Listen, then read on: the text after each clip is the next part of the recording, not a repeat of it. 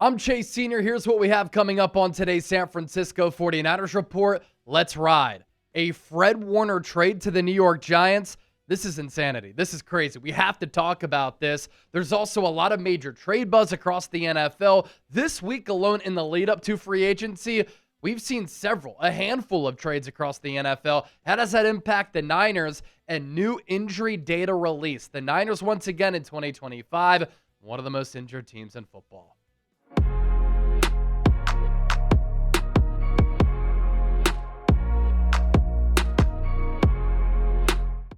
All right, here we go. We're off and running. Welcome into the show. What is up, everybody? This is the San Francisco 49ers report. My name is Chase Sr., and I'm sure a lot of you have seen this by now, and we just have to discuss it here on the show because we're always talking all things Niners.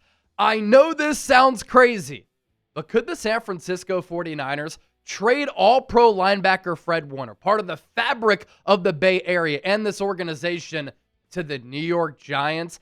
If this happens next season, I will do a watch party with no shirt on in a full-on Speedo.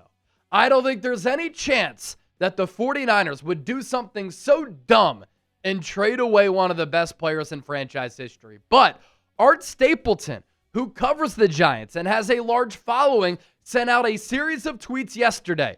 Wonder if the 49ers would deal Fred Warner. The Giants might be able to use a player like that. That's not it.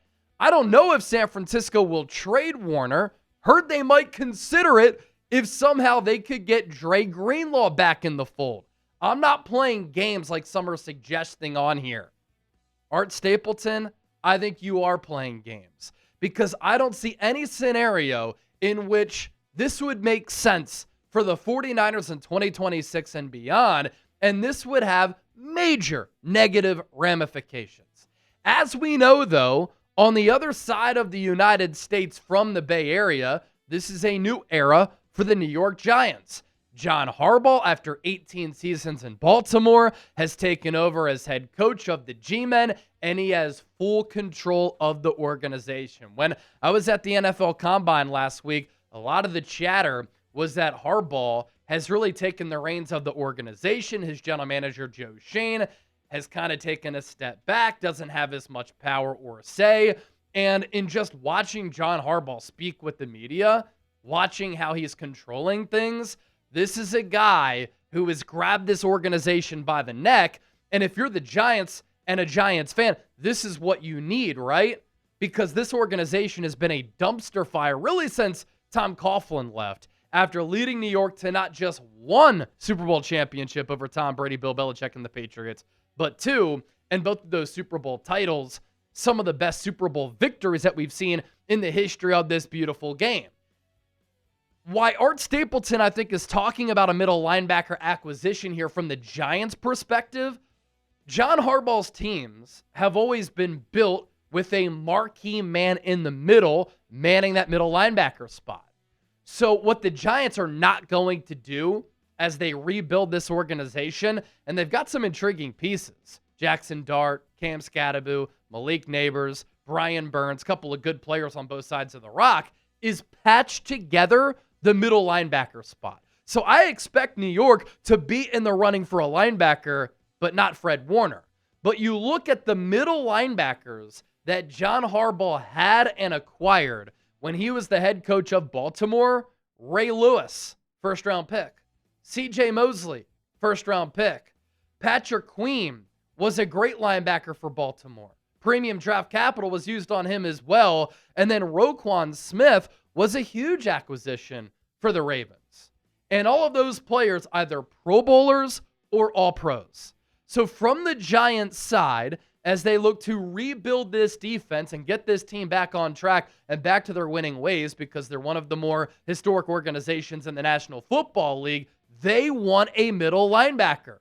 But from the Niners' side, why in the world would San Francisco do this? Fred Warner is literally the heart and soul of the organization.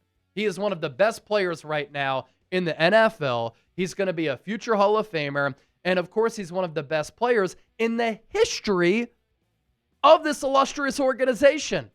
If the 49ers were to trade Fred Warner, this thing could fall apart at the seams.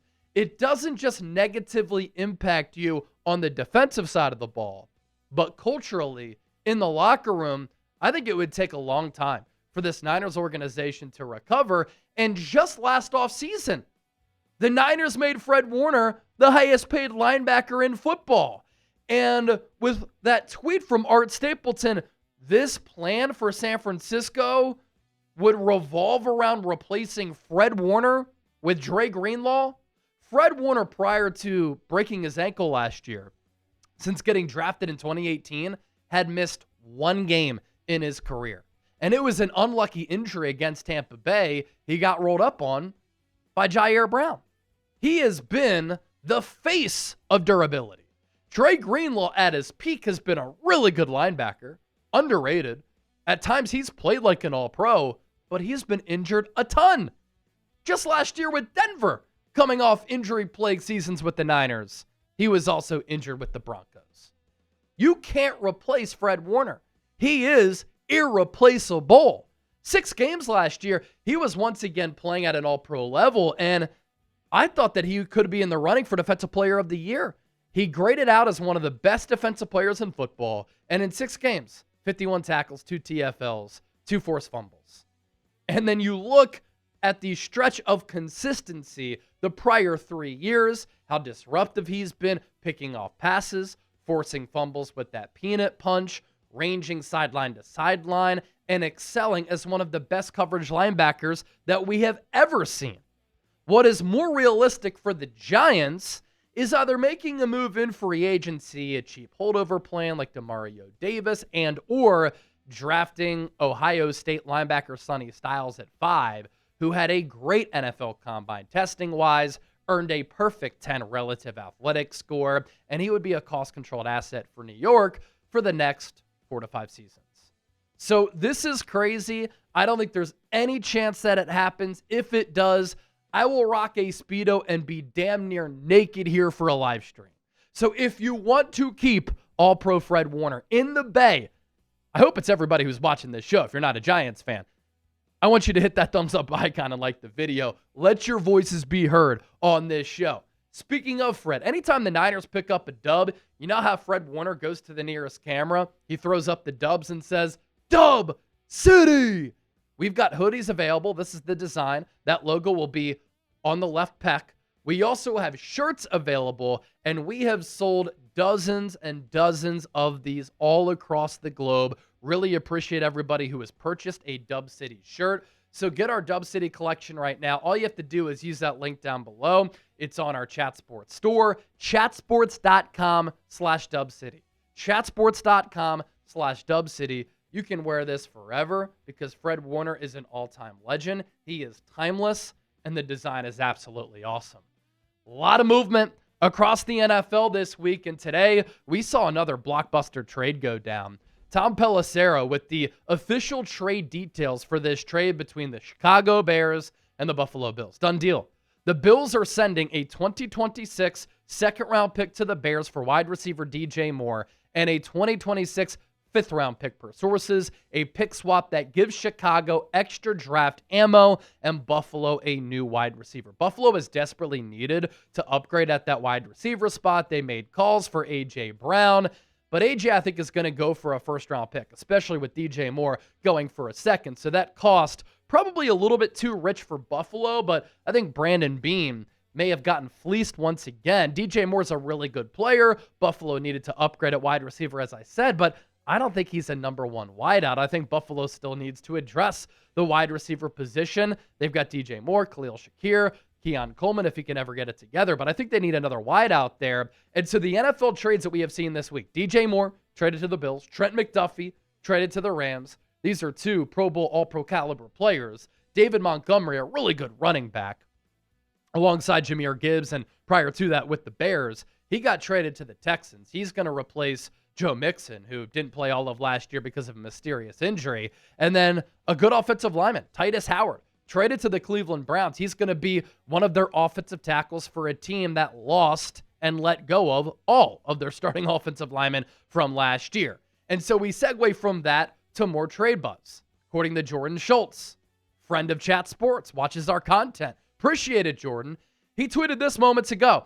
Teams in the trade market have gotten the sense that the Raiders are more open to the idea of trading Maxx Crosby, and it's a situation that is only going to intensify. The 49ers previously have shown interest in Maxx Crosby. Will they show interest in Maxx Crosby again?